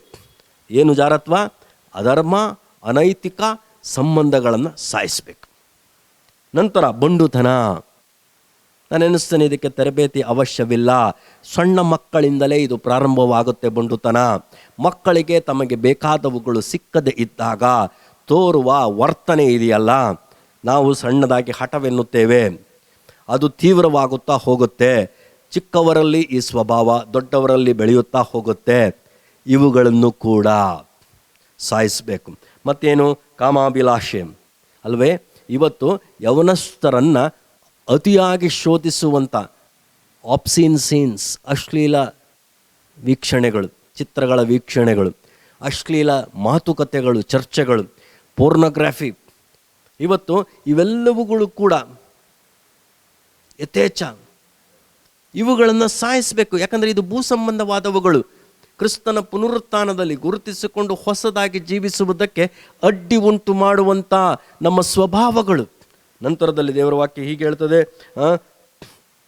ದುರಾಶೆ. ದುರಾಶೆ ಅಲ್ಲವೇ? ನನ್ನದು ನನ್ನದು, ನಿನ್ನದು ನನ್ನದು.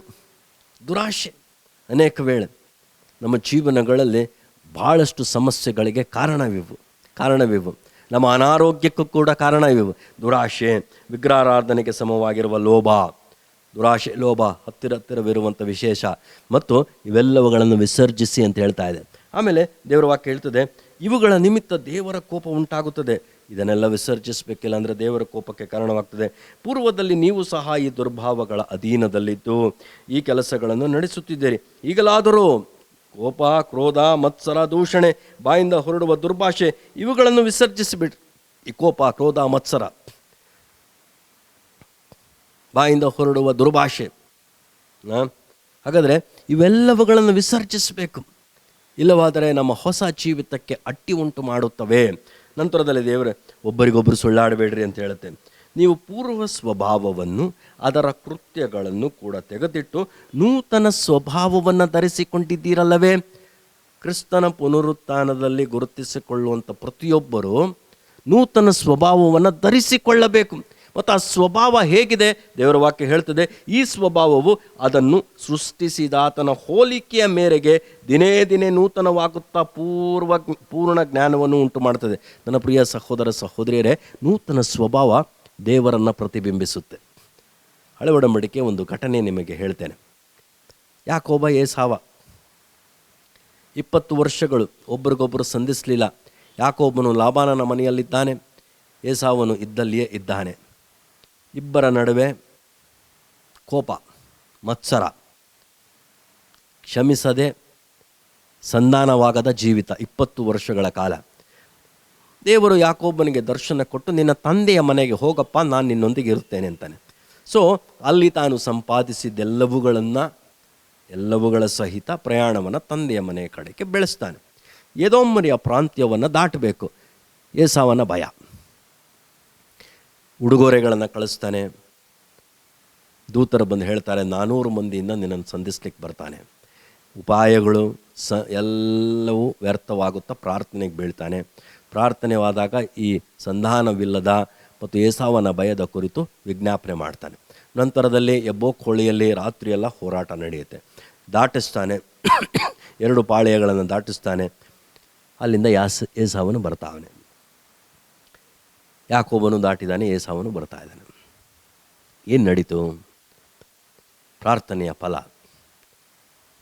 ದೇವರು ಆತನೊಂದಿಗಿದ್ದ, ಯಾಕೋಬನೊಂದಿಗೆ. ಯಾಕಂದರೆ ವಾಗ್ದಾನ, ಪ್ರಾರ್ಥನೆಯ ಫಲ ದೇವರು ಉತ್ತರಿಸಿದ್ದಾನೆ. ಸಂಧಾನವಾಗುವಂಥ ಅದ್ಭುತ ಕ್ಷಣಗಳನ್ನು ನೋಡ್ತೀವಿ. ಏಸಾವನು 400 ಮಂದಿಯಿಂದಲೇ ಬರುತ್ತಿದ್ದಾನೆ.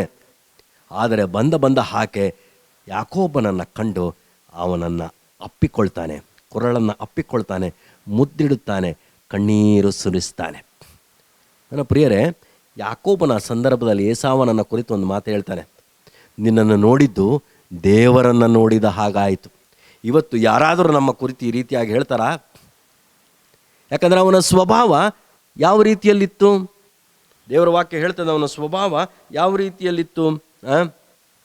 ಅದನ್ನು ಸೃಷ್ಟಿಸಿದಾತನ ಹೋಲಿಕೆಯ ಮೇರೆಗೆ ಅವನ ಸ್ವಭಾವವಿತ್ತು. ಹಾಗಾದರೆ ಪುನರುತ್ಥಾನವಾಗಿರುವ ಕ್ರಿಸ್ತನು ಆ ಪುನರುತ್ಥಾನದಲ್ಲಿ ಗುರುತಿಸಿಕೊಂಡ ತನ್ನ ಶಿಷ್ಯರು ವಿಶ್ವಾಸಿಗಳಲ್ಲಿ ಬಯಸುವುದು ನೂತನ ಸ್ವಭಾವ, ಸೃಷ್ಟಿಸಿದಾತನ ಹೋಲಿಕೆ ಮೇರೆಗಿರಬೇಕು. ಏನು ಧರಿಸ್ಕೊಳ್ಬೇಕು? ದೇವರ ವಾಕ್ಯ ಹೀಗೆ ಹೇಳ್ತದೆ 12ನೇ ವಚನದಿಂದ, ಹೀಗಿರಲಾಗಿ ನೀವು ದೇವರಿಂದ ಆರಿಸಿಕೊಂಡವರು ಪ್ರತಿಷ್ಠಿತರು ಪ್ರಿಯರು ಆಗಿರುವುದರಿಂದ, ಕೊಲೊಸ್ಸೆ 3:12 ಆಗಿರುವುದರಿಂದ ಕನಿಕರ, ದಯೆ, ದೀನಭಾವ, ಸಾತ್ವಿಕತ್ವ, ದೀರ್ಘಶಾಂತಿ ಎಂಬ ಸದ್ಗುಣಗಳನ್ನು ಧರಿಸಿಕೊಳ್ಳ್ರಿ. ಒಂದು ಕಡೆ ವಿಸರ್ಜಿಸಬೇಕು, ಒಂದು ಕಡೆ ಧರಿಸ್ಕೊಳ್ಬೇಕು. ನೋಡ್ರಿ, ಯಾವ್ಯಾವುದನ್ನು ಧರಿಸ್ಕೊಳ್ಬೇಕು? ಕನಿಕರ, ದಯೆ, ದೀನಭಾವ, ಸಾತ್ವಿಕತ್ವ ಮತ್ತು ದೀರ್ಘಶಾಂತಿ, ಈ ಸದ್ಗುಣಗಳನ್ನು ಧರಿಸ್ಕೊಳ್ಬೇಕು. ಪ್ರಿಯರೇ, ಸಮಾರ್ಯದವನ ಕಥೆಯಲ್ಲಿ ಕನಿಕರವನ್ನು ನಾವು ಕಾಣಬಹುದು, ದಯೆಯನ್ನು ಕಾಣಬಹುದು ಮತ್ತು ದೀನಭಾವ ಅಲ್ಲವೇ? ದೇವರ ವಾಕ್ಯ ಏನು ಹೇಳ್ತದೆ? ದೀನಭಾವ, ಮತ್ತೊಬ್ಬನನ್ನು ತನಗಿಂತಲೂ ಶ್ರೇಷ್ಠನೆಂದು ಎಣಿಸಿರಿ. ಫಿಲಿಪ್ಪಿ ಪತ್ರ 2ನೇ ಅಧ್ಯಾಯ 4ನೇ ವಚನ, ಮತ್ತೊಬ್ಬನನ್ನು ತನಗಿಂತಲೂ ಶ್ರೇಷ್ಠವೆಂದು ಎಣಿಸಿರಿ ಅಲ್ಲವೇ? ದೀನಭಾವಕ್ಕೆ ಯೇಸು ಕರ್ತನೇ ಅತಿ ಶ್ರೇಷ್ಠವಾದಂಥ ಉದಾಹರಣೆ. ಆಮೇಲೆ ಏನು ಹೇಳುತ್ತೆ? ಸಾತ್ವಿಕತ್ವ.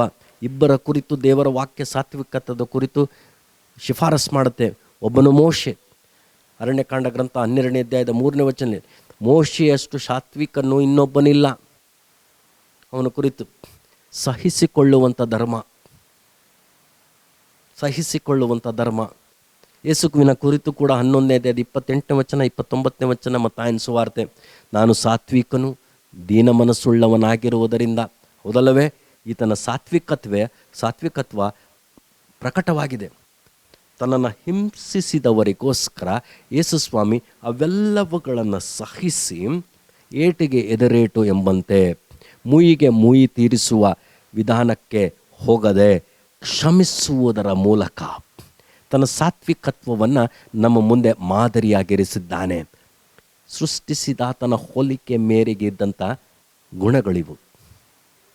ಪ್ರಿಯರೇ, ದೀರ್ಘಶಾಂತಿ, ಪೇಷನ್ಸ್, ಆಲ್ವೇಸ್ ಪೇಸ್, ದೀರ್ಘಶಾಂತಿ. ಅನೇಕರ ರಕ್ಷಣೆಯಲ್ಲಿ ದೇವರ ದೀರ್ಘಶಾಂತಿ ಪ್ರಕಟವಾಗುತ್ತೆ, ಅನೇಕರ ರಕ್ಷಣೆಯಲ್ಲಿ. ಸೊ ತಾಳ್ಮೆ ಅವಶ್ಯ. ವಾಗ್ದಾನಗಳನ್ನು ನಮ್ಮದಾಗಿಸಿಕೊಳ್ಳುವಾಗ ತಾಳ್ಮೆ ಅವಶ್ಯ. ಇನ್ನೇನನ್ನು ಧರಿಸಿಕೊಳ್ಬೇಕು? ದೇವರ ವಾಕ್ಯ ಹೀಗೆ ಹೇಳ್ತದೆ ಮುಂದಿನ, ಪ್ರೀತಿಯನ್ನು ಧರಿಸಿಕೊಳ್ಳ್ರಿ. ಆಮೇಲೆ ಮತ್ತೊಬ್ಬನ ಮೇಲೆ ತಪ್ಪು ಹೊರಿಸುವುದಕ್ಕೆ ಕಾರಣವಿದ್ದರೂ 13ನೇ ವಚನ, ತಪ್ಪು ಹೊರಿಸದೆ ಒಬ್ಬರಿಗೊಬ್ಬರು ಸೈರಿಸಿಕೊಂಡು ಕ್ಷಮಿಸಿರಿ, ಕರ್ತನು ನಿಮ್ಮನ್ನು ಕ್ಷಮಿಸಿದಂತೆಯೇ ನೀವು ಕ್ಷಮಿಸಿರಿ. ಈ ಕ್ಷಮಾಗುಣವನ್ನು ಕೇಳಿ ಅನೇಕ ವೇಳೆ ಕೇಳಿದ್ದೇವೆ, ಅಭ್ಯಾಸ ಮಾಡುವುದೊಂದೇ ಬಾಕಿ. ಕರ್ತನಲ್ಲಿ ಕ್ಷಮಿಸಲ್ಪಟ್ಟವರಾದ ನಾವು ಕ್ಷಮಿಸುವವರಾಗಬೇಕು. ಪ್ರೀತಿಯನ್ನು ಧರಿಸಿಕೊಳ್ಳ್ರಿ. 16ನೇ ವಚನಕ್ಕೆ ಬರುವಾಗ, ದೇವರ ವಾಕ್ಯದಿಂದ ಭರಿಸಲ್ಪಡ್ರಿ. ಇದು ನೂತನ ಸ್ವಭಾವಕ್ಕೆ ಕಾರಣ. ಹಾಗಾದರೆ ಪುನರುತ್ಥಾನದ ವಿಶೇಷತೆಗಳನ್ನು, ಸಾಕಷ್ಟು ವಿಷಯಗಳನ್ನು ಇವತ್ತು ನಾವು ಮೆಲುಕು ಹಾಕಿದ್ದೇವೆ. ಮೊದಲನೇದೇನು? ಸುವಾರ್ತೆಯ ಪರಿಪೂರ್ಣತೆ ಈತನ ಪುನರುತ್ಥಾನದಲ್ಲಿ ಮಹತ್ತರವಾದಂಥ ಪಾತ್ರ ವಹಿಸುತ್ತೆ. ಅನಂತರದೇನು? ಯೇಸುಸ್ವಾಮಿಯ ನಂಬಿಕಸ್ತಿಕೆ ಆತನ ಪುನರುತ್ಥಾನದಲ್ಲಿ. ನಂತರದಲ್ಲೇನು? ನಮ್ಮ ನಿರೀಕ್ಷೆಗೆ ಆಧಾರ, ನಂಬಿಕೆಗೆ ಆಧಾರ. ನಮ್ಮ ಪಾಪ ಕ್ಷಮಾಪಣೆಯ ನಿಶ್ಚಿತತೆ ಆತನ ಪುನರುತ್ಥಾನದಲ್ಲಿ ಅಡಕವಾಗಿದೆ. ನಂತರದಲ್ಲಿ ನಾವು ನೋಡಿದ್ದೇನೆಂದರೆ, ಆತನ ಪುನರುತ್ಥಾನದಲ್ಲಿ ದೇವರ ಬಲಾತಿಶಯ ಪ್ರಕಟವಾಗಿದೆ. ಆತನ ಪುನರುತ್ಥಾನದಲ್ಲಿ ನೂತನ ಜೀವನ, ನೂತನ ಸ್ವಭಾವಕ್ಕೆ ಆಹ್ವಾನಿಸುತ್ತದೆ. ಇದು ಷರತ್ತು. ಮಾಡ್ಬೋದಾ ಮಾಡಬಾರ್ದಾ ಆಯ್ಕೆ ಅಲ್ಲ, ಇದು ಷರತ್ತು. ಆತನ ಪುನರುತ್ಥಾನದಲ್ಲಿ ಗುರುತಿಸಿಕೊಂಡ ಪ್ರತಿಯೊಬ್ಬರೂ ಕೂಡ ಹೊಸ ತರಹದ ಜೀವನಕ್ಕೆ, ಹೊಸ ಸ್ವಭಾವಗಳೊಂದಿಗೆ ಜೀವಿಸಬೇಕು, ವಿಸರ್ಜಿಸಬೇಕು, ಧರಿಸಿಕೊಳ್ಬೇಕು. ಇವೆಲ್ಲವುಗಳನ್ನು ಕೂಡ ನಾವು ಮೆಲುಕು ಹಾಕಿದ್ದೇವೆ. ಇವೆಲ್ಲವುಗಳನ್ನು ನಮ್ಮದಾಗಿಸಿಕೊಳ್ಳೋಣ. ವಾಕ್ಯಗಳನ್ನು ಕೇಳಿದ್ದೇವೆ. ಮೋಸ ಹೋಗದಂತೆ ಅಭ್ಯಾಸಕ್ಕೆ ದೇವರ ಕೃಪೆಯನ್ನು ಆತುಕೊಂಡು ಪವಿತ್ರಾತ್ಮನ ಬಲದಿಂದ ಅಭ್ಯಾಸಿಸೋಣ. ನೂತನ ಸ್ವಭಾವ ಸೃಷ್ಟಿಸಿದಾತನ ಹೋಲಿಕೆ ಮೇರೆಗೆ ಉಂಟು. ಆ ಮೂಲಕ ಕ್ರೈಸ್ತರಾಗಿ ನಾವು ಸಾಕ್ಷೀಕರಿಸೋಣ. ಕರ್ತನ ನಾಮ ಎಂದೆಂದಿಗೂ ಜಯ ಹೊಂದಲಿ, ಎಂದೆಂದಿಗೂ ಮಹಿಮೆ ಹೊಂದಲಿ. ಆಮೇನ್. ಪ್ರಾರ್ಥನೆ ಮಾಡೋಣ. ಪ್ರೀತಿಯುಳ್ಳ ಕರ್ತನೆ, ನಮ್ಮ ರಕ್ಷಕನಾದ ಯೇಸು ಕ್ರಿಸ್ತನ ಮರಣವು, ಹೂಣುವಿಕೆಯು, ಆತನ ಪುನರುತ್ಥಾನವು ವಿಶೇಷವಾದವುಗಳೇ. ಕೆಲವನ್ನಷ್ಟೇ ದೇವರ ವಾಕ್ಯದ ಆಧಾರದಿಂದ ಮೆಲುಕು ಹಾಕಿದ್ದೇವೆ. ಇವೆಲ್ಲವುಗಳನ್ನು ಮೇಲೆ ಮೇಲೆ ಮೆಲುಕು ಹಾಕುತ್ತಾ ಪರಸ್ಪರ ಒಬ್ಬರನ್ನೊಬ್ಬರು ನಾವು ಸಂತೈಸುತ್ತಾ ನಿರೀಕ್ಷೆಯಲ್ಲಿ ಇನ್ನಷ್ಟು ದೃಢಗೊಳ್ಳುತ್ತಾ ಭರವಸೆಯಲ್ಲಿ ಬಲಗೊಳ್ಳುತ್ತಾ ಮುಂದೆ ಸಾಕುವುದಕ್ಕೆ ನೂತನ ಸ್ವಭಾವಗಳನ್ನು ಸೃಷ್ಟಿಸಿದಾತನ ಹೋಲಿಕೆಗೆ ಮೇರೆಗಿರುವಂಥ ಈ ಸ್ವಭಾವಗಳನ್ನು ನಮ್ಮ ಜೀವನಗಳಲ್ಲಿ ಜೀವಿಸಿ ಧರಿಸಿಕೊಳ್ಳಬೇಕಾದದನ್ನು ಧರಿಸಿಕೊಂಡು ಜೀವಿಸುವ ಕೃಪೆಗೆ ನಮ್ಮನ್ನು ನಡೆಸು. ಈ ಧ್ಯಾನವನ್ನು ಆಶೀರ್ವದಿಸುವುದಲ್ಲದೆ ಕೇಳಿರುವಂಥವುಗಳನ್ನು ಅಭ್ಯಾಸಕ್ಕೆ ಬೇಕಾಗಿರುವ ಕೃಪೆಯನ್ನು ಪವಿತ್ರಾತ್ಮನ ಬಲವನ್ನು ಅನುಗ್ರಹಿಸು. ಮಹಿಮೆ ಸದಾ ನಿನಗುಂಟಾಗಲಿ. ಯೇಸು ಕರ್ತನ ಹೆಸರಿನಲ್ಲಿ ಪ್ರಾರ್ಥನೆಯನ್ನು ಬೇಡಿ ಹೊಂದಿದ್ದೇನೆ ತಂದೆಯೇ, amen.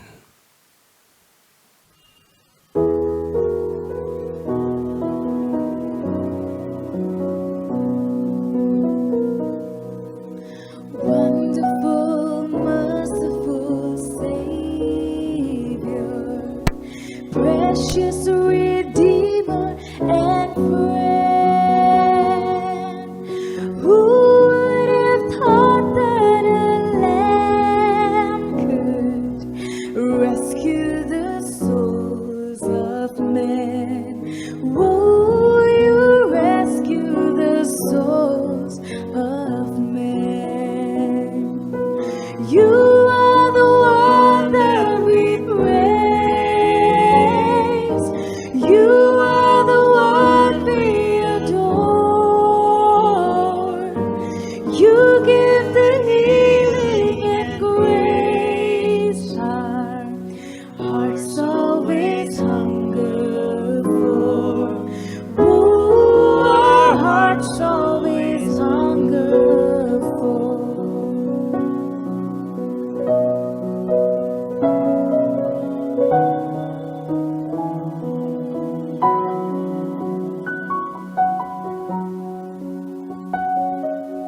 Counselor, Comforter, King, Spirit we long to embrace. You offer hope that our hearts have hopelessly lost the way. Oh, we've hopelessly lost our way. You are the one that we praise. You are the one we adore. You give the healing and grace. Hearts always hunger for. Oh, our hearts always hunger for.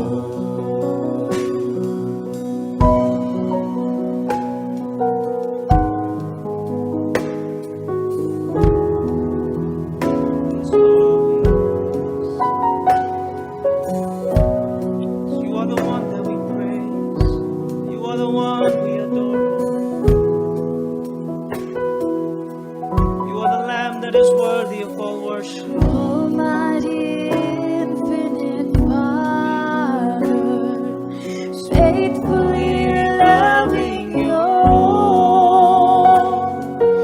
Here in our weakness you find us, falling before your throne. Oh, we're falling before your throne. You are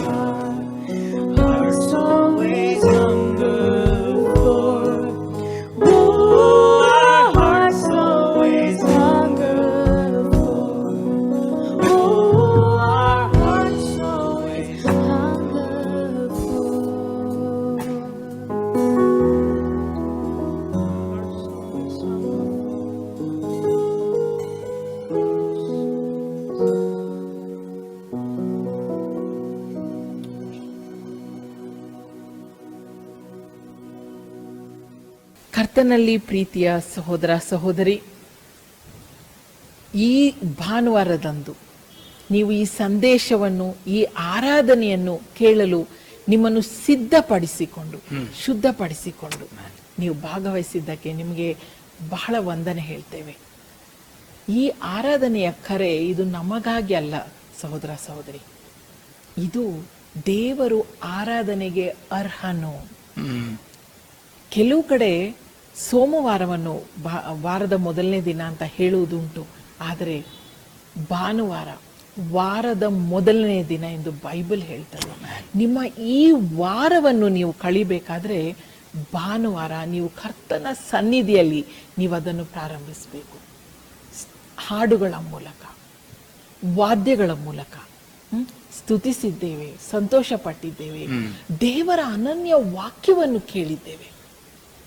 ಈ ಮಾತುಗಳು ನಿಮ್ಮ ಹೃದಯದಲ್ಲಿ ಅದು ಒಳ್ಳೆ ಭೂಮಿಯಲ್ಲಿ ಬಿತ್ತಿದ ಬೀಜವಾಗಿ 30ರಷ್ಟು 60ರಷ್ಟು 100ರಷ್ಟು ಫಲ ಕೊಡಲಿ. ನನ್ನ ಪ್ರಿಯ ಸಹೋದರ ಸಹೋದರಿ, ದೇವರ ವಾಕ್ಯವನ್ನು ಆಲಿಸಿ ಕೈಕೊಂಡು ನಡೆಯುವವನು ಧನ್ಯನು. ಕೀರ್ತನೆಗಾರನು ಮತ್ತೊಮ್ಮೆ ಹೇಳ್ತಾನೆ ಇನ್ನೊಂದು ಕಡೆ, ತನ್ನ ನಡತೆಯನ್ನು ಗಮನಿಸಿ ಸರಿಪಡಿಸಿಕೊಳ್ಳುವವನು ಧನ್ಯನು ಅಂತ. ಈ ಹೊತ್ತು ಕೇಳಿದ ಸಂದೇಶವನ್ನು ನೀವು ಗಮನಿಸಿದ್ದೀರಿ ಎಂದು ನಾವು ನಂಬ್ತೇವೆ. ಮತ್ತು ನಿಮ್ಮ ಜೀವನವನ್ನು ಎಲ್ಲೆಲ್ಲಿ ಸರಿಪಡಿಸಿಕೊಳ್ಬೇಕೋ ಸರಿಪಡಿಸಿಕೊಳ್ಳಲಿ. ದೇವರು ನಿಮ್ಮನ್ನು ಆಶೀರ್ವದಿಸಲಿ. ಸಭಾ ಪಾಲಕರು ಪ್ರಾರ್ಥನೆಯೊಂದಿಗೆ ಕೂಟವನ್ನು ಮುಗಿಸ್ಲಿಕ್ಕಿದ್ದಾರೆ. ದಯಮಾಡಿ ಅಲ್ಲಿಯವರೆಗೂ ಎದ್ದು ಹೋಗಬೇಡಿ. ಪ್ರಾರ್ಥನೆ ಮತ್ತು ಆಶೀರ್ವಾದ ವಚನಗಳನ್ನು ಕೇಳಿಸಿಕೊಳ್ಳ್ರಿ, ಆಮೇನ್ ಅನ್ರಿ, ಸ್ವೀಕರಿಸ್ರಿ. ಮತ್ತು ಅದಕ್ಕೆ ಮುಂಚೆ ತೆರೆಯ ಮೇಲೆ ಕಾಣುವಂಥ ಸಂಖ್ಯೆಗೆ ದಯಮಾಡಿ ಕರೆ ಮಾಡ್ರಿ ಮತ್ತು ನಿಮಗಾದಂಥ ಅನುಭವವನ್ನು ನಮ್ಮೊಂದಿಗೆ ಹಂಚಿಕೊಳ್ಳ್ರಿ. ನಾವು ನಿಮ್ಮೊಂದಿಗೆ ಸಂತೋಷಿಸ್ತೇವೆ, ನಿಮಗಾಗಿ ಪ್ರಾರ್ಥಿಸ್ತೇವೆ. ಪ್ರಾರ್ಥನೆ ಮಾಡೋಣ. ಪ್ರೀತಿ ಸ್ವರೂಪನಾಗಿರುವ ನಮ್ಮ ತಂದೆ ಆದ ದೇವರೇ, ನಿನ್ನ ಕೃಪೆಗಾಗಿ ನಿನಗೆ ಸ್ತೋತ್ರಪ್ಪ. ನೀನು ಎಂಥ ದೊಡ್ಡ ದೇವರು ಕರ್ತನೆ, ಎಂಥ ವಿಶೇಷವಾದವನು ಕರ್ತನೆ. ಇವತ್ತು ಪುನರುತ್ಥಾನವಾಗಿದ್ದು ಜೀವಂತನಾಗಿ ನಮ್ಮ ಜೀವನದಲ್ಲಿ ದೊಡ್ಡ ಕಾರ್ಯಗಳನ್ನು ನಡೆಸಿ ಬಿಟ್ಟಿದ್ದಕ್ಕಾಗಿ ನಿನಗೆ ಸ್ತೋತ್ರ ಸಲ್ಲಿಸ್ತೇವೆ. ನಿನಗೆ ಭಯಪಟ್ಟು ಜೀವಿಸುವಂಥ ಕೃಪೆಗೆ ನಡೆಸ್ತಾ ಇದ್ದಿದ್ದಕ್ಕಾಗಿ ನಿನಗೆ ಸ್ತೋತ್ರ. ಮನೆಗಳಲ್ಲಿ ಕರ್ತನೆ ಸಂಧಿಸಿ ನಮ್ಮೊಂದಿಗೆ ಮಾತನಾಡಿದ್ದಕ್ಕಾಗಿ ನಿನಗೆ ಸ್ತೋತ್ರ ಸಲ್ಲಿಸ್ತೇವೆ ಕರ್ತ. ಈ ಸಮಯದಲ್ಲಿ ಪ್ರತ್ಯೇಕವಾಗಿ ಕರ್ತನೆ ಈ ಮಾಧ್ಯಮದ ಮುಖಾಂತರ ಈ ಒಂದು ಟೆಕ್ನಾಲಜಿಗಾಗಿ ನಿನಗೆ ಥ್ಯಾಂಕ್ಸ್ ಹೇಳ್ತೀವಪ್ಪ. ಯಾಕಂದರೆ ದೇವ, ನಾವಿದ್ದ ಸ್ಥಳದಲ್ಲಿ ಕೂಡ ಕೆಲವರಿಗೆ ಕರ್ತನೆ ಹಾಸಿಗೆಯಿಂದ ಎದ್ದೇಳಲಿಕ್ಕೆ ಆಗದೇ ಇರುವಂಥ ಪರಿಸ್ಥಿತಿಯಲ್ಲಿ ಕೂಡ ಕರ್ತನೆ ಅವರು ಅಲ್ಲೇ ಇದ್ದುಕೊಂಡು ಈ ಮಾಧ್ಯಮದ ಮುಖಾಂತರ ಈ ಆರಾಧನೆಯಲ್ಲಿ ಪಾಲು ಹೊಂದುವಂತೆ ಕೊಟ್ಟ ಸಹಾಯಕ್ಕಾಗಿ ನಿನಗೆ ಸ್ತೋತ್ರ. ವಾಕ್ಯವನ್ನು ಕೇಳಿಸಿಕೊಂಡಿದ್ದೇವೆ. ಪ್ರತಿಯೊಬ್ಬರು ನಿನ್ನ ವಾಕ್ಯಕ್ಕೆ ಅನುಸಾರವಾಗಿ ನಾವು ನಡೆಯುವ ಕೃಪೆಗೆ ನಡೆಸು, ಬಲಪಡಿಸು. ಮಕ್ಕಳನ್ನು, ಯವನಸ್ಥರನ್ನು ಕರ್ತನೆ, ತಂದೆ ತಾಯಿಗಳನ್ನು, ಪ್ರಾಯ ಹೋದವ್ರನ್ನ ಎಲ್ಲ ನಿನ್ನ ಆಶೀರ್ವದಿಸಿ ನಡೆಸು, ಬಲಪಡಿಸು. ಆರೋಗ್ಯದಲ್ಲಿ ಒಬ್ಬೊಬ್ಬರನ್ನು ಇರಿಸು ಕರ್ತನೆ. ದೇವರೇ ಸಹಾಯ ಮಾಡು. ಹಾಗೆ ಕರ್ತನೆ ಇರುವಂಥ ಸಮಸ್ಯೆಗಳಲ್ಲಿ ಕರ್ತನೆ, ಕೆಲವರಿಗೆ ಆರ್ಥಿಕ ಪರಿಸ್ಥಿತಿ ಇದೆ ಕರ್ತನೆ, ಕೆಲವರಿಗೆ ಫೀಸ್ ಕಟ್ಟೋದಕ್ಕೆ ಕರ್ತನೆ ಕಷ್ಟ ಆಗ್ತಿದೆ, ಕೆಲವರಿಗೆ ಕರ್ತನೆ ಮದುವೆಯ ಒಂದು ಖರ್ಚು ವೆಚ್ಚಗಳಿದೆ ಕರ್ತನೆ, ಅನೇಕ ರೀತಿಯಲ್ಲಿ ಕರ್ತನೆ ಸಮಸ್ಯೆಗಳಿದೆ ಕರ್ತನೆ. ಆದರೆ ದೇವ, ನೀನು ಪ್ರತಿಯೊಂದಕ್ಕೂ ಉತ್ತರ ನಿನ್ನ ವಾಕ್ಯದಲ್ಲಿ ಕೊಟ್ಟಿದ್ದಿ. ನೀನು ಕೂಡ ನಮ್ಮೊಂದಿಗೆ ಬಂದು ಸಹಾಯ ಮಾಡುವಂಥ ಕರ್ತನಾಗಿದ್ದು ಇದಕ್ಕಾಗಿ ಸ್ತೋತ್ರ. ಮಹಿಮೆ ನಿನಗುಂಟಾಗಲಿ. ಪ್ರಾರ್ಥನೆ ಕೇಳಿದ್ದಕ್ಕಾಗಿ ಸ್ತೋತ್ರ ಕರ್ತನೆ. ಹಾಡುಗಳ ಮುಖಾಂತರ ನಿನ್ನನ್ನು ಆರಾಧಿಸಿ, ಪ್ರಾರ್ಥನೆಗಳ ಮುಖಾಂತರ ನಿನ್ನೊಂದಿಗೆ ಮಾತನಾಡಿ, ವಾಕ್ಯಗಳೊಂದಿಗೆ ಕರ್ತನೆ ನಾವು ನಿನ್ನ ಸ್ವರವನ್ನು ಕೇಳಿಸಿಕೊಂಡು ನಾವು ಹೀಗೆ ಈ ವಾರದ ಪ್ರತಿದಿನ ಅದರಲ್ಲಿ ಸಂತೋಷ ಪಡುವಂತೆ ನೀನು ಸಹಾಯ ಕೊಟ್ಟು ನಡೆಸು. ಒಬ್ಬೊಬ್ಬರನ್ನ ಆಶೀರ್ವದಿಸು. ಪ್ರಾರ್ಥನೆ ಕೇಳಿದ್ದಕ್ಕಾಗಿ ಸ್ತೋತ್ರ. ಯೇಸು ಸ್ವಾಮಿಯ ಪರಿಶುದ್ಧ ನಾಮದಲ್ಲಿ ಬೇಡಿ ಹೊಂದಿದ ನಮ್ಮ ಸ್ವರ್ಗೀಯ ತಂದೆ, ಆಮೆನ್. ಕರ್ತನ ಆಶೀರ್ವಾದವನ್ನು ಹೊಂದಿಕೊಳ್ಳೋಣ. ನಮ್ಮ ಮನೆಗಳಲ್ಲಿ ನಾವು ಎದ್ದು ನಿಂತುಕೊಳ್ಳೋಣ, ಕರ್ತನನ್ನು ಗೌರವಿಸುವಂತೆ. Thank you.